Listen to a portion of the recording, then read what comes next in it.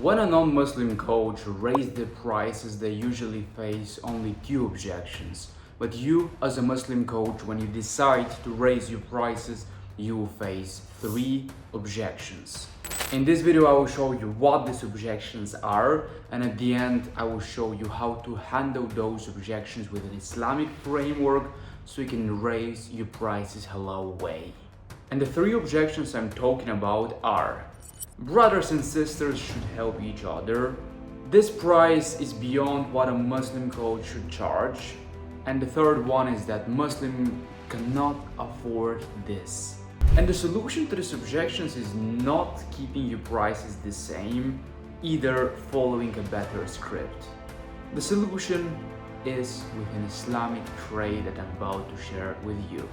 So let's go and dive into each of the objection, and I will show you the Islamic way on how you can handle it. Where the first objection is that Muslim brothers and sisters should help each other.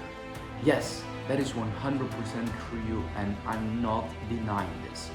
But there is a difference. Difference between sadaqah and tijara.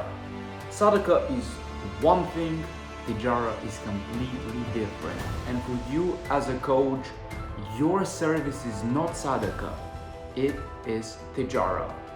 So when someone asks for such a favor, let them know that this is your work. Allah subhanahu wa ta'ala gave you gifts. These gifts are your knowledge, your expertise. So charging appropriate amount is honoring the gifts that Allah gave you. The second objection that you might face when raising your price is that people might say, this is a price that you should not charge. It's beyond what Muslims can afford. And the thing here is that there is no clear Islamic reference on price cap. It's not prohibited. The only prohibited thing when it comes to Islam trades and business is riba. So raising your price has nothing to do with riba. So if your price is transparent, clear, your clients know all of the conditions, and there is nothing wrong with that. And the third objection is Muslims cannot afford paying high prices. But who said that?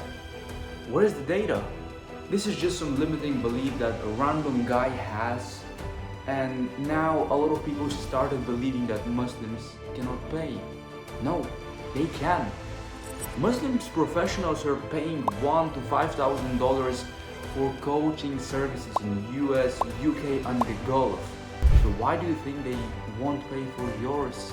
As I'm saying, this is a limiting belief. This is not the real economical reality.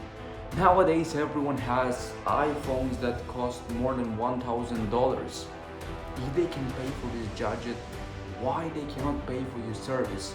Service that can completely change their lives.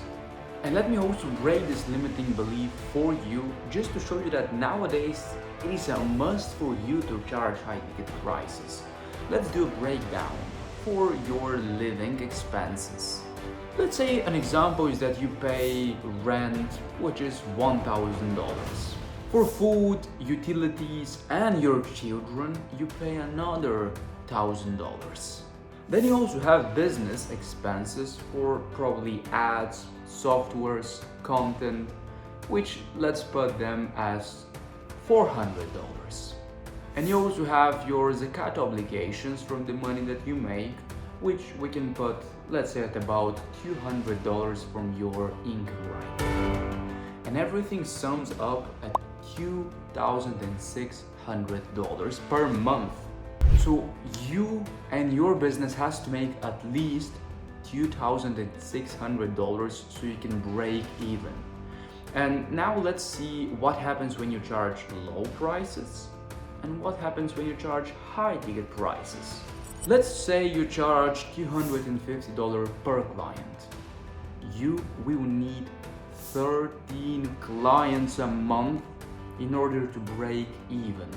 And if you spend 3 hours every week with each client, this means that you'll be working at least 40 hours a week.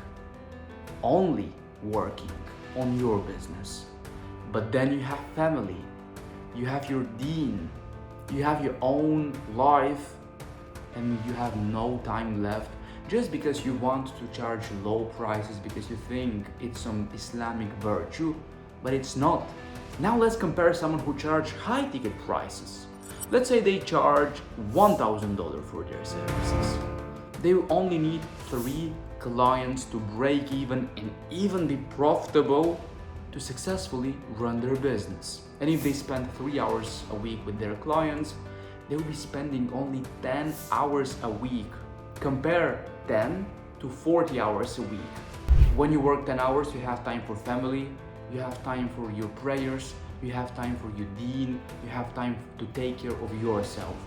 But when you charge low ticket prices, you work more, you're underpaid, and at the end of the month you're stressed with no time left.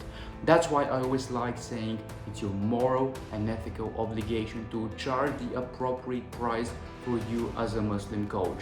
Allah subhanahu wa ta'ala gave you a gift. This gift is your knowledge.